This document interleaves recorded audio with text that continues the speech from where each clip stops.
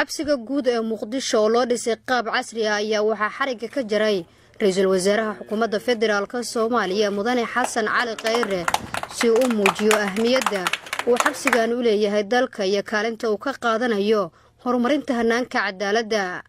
ra'iisul wasaaraha xukuumadda federaalka Soomaaliya Mudane Xasan Cali Khayre oo ay weheliyaan bahda cadaaladda iyo garsoorka heer federaal iyo heer gobol, wasiirka cadaaladda xubno ka socday dawladaha Denmark, Netherland, UK iyo qaramada midoobay oo dawladda Soomaaliya ku gacan siiyay dhismaha xabsigan ayaa kormeeray qaybaha uu ka kooban yahay. beertaadina ku fariisato buugtaadina kugu buugtaada marka waa kasoo library chair way halkaana aba iskale halkaana madaxweynaha iskale labadaas idinka masha Allah iskale lagu bixiyay sidoo fadhiyaad buugaaga xasanaysa waxaana waayo marka waqti heshaan u saaysa inaad maartay xastaan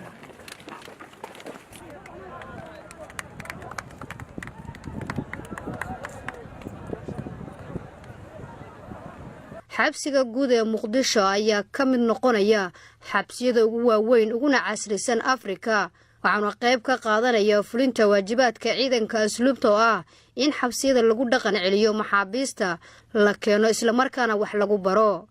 ra'iisul wasaaraha xukuumadda federaalka Soomaaliya Mudane Xasan Cali Khayre ayaa u mahadceliyay dawladaha gacanta ka geystay dhismaha xabsiga guud ee Muqdisho, isla markaana xusay dhismaha xabsigan uu cadeyn u yahay in dawladda Soomaaliya oo kaashanaysa saaxiibadeeda caalamka ay ku guuleysanayaan guud ahaan dhismaha dalka.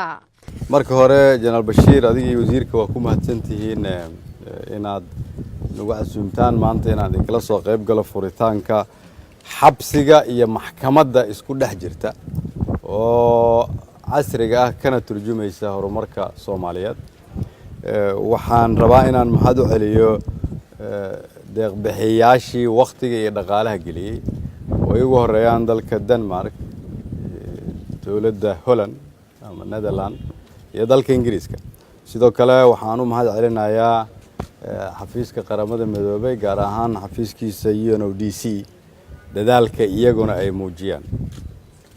tani waxay ka turjumaysaa marka haddii ay Soomaalida iyo adduunyadu iskaashato in la arkayo horumar muuqda oo ummadda Soomaaliyeed u xitarayo. waa idinkaga mahad celinaynaa dadka Soomaaliyeed oo dawladda ku jira heer walba oo qayb ka qaatay suurto geliyay shaqadaanina inay fusho. idinkana waa idin mahad celinayaa.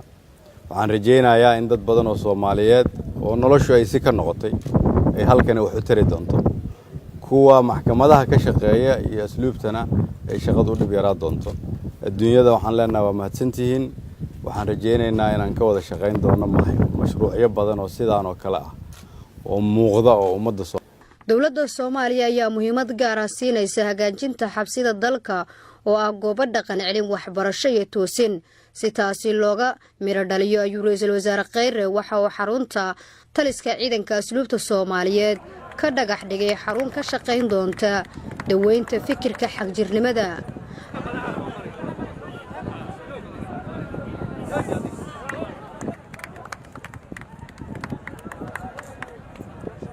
halbeegida wasaaradda cadaaladdu ay ku leedahay tubta amniga iyo cadaaladda waxaa ka mid ah hagaajinta xabsiyada guud ee dalka si muwaadiniinta Soomaaliyeed ee xukuuman ay u helaan goobo looga bedelo fikirkii ku kalifay qaladaadkii ay galeen, isla markaana marka ay ka baxaan ay bulshada ula laabtaan aqoon iyo farsamooyin wax ku soo kordhiya dalka iyo dadka Soomaaliyeed.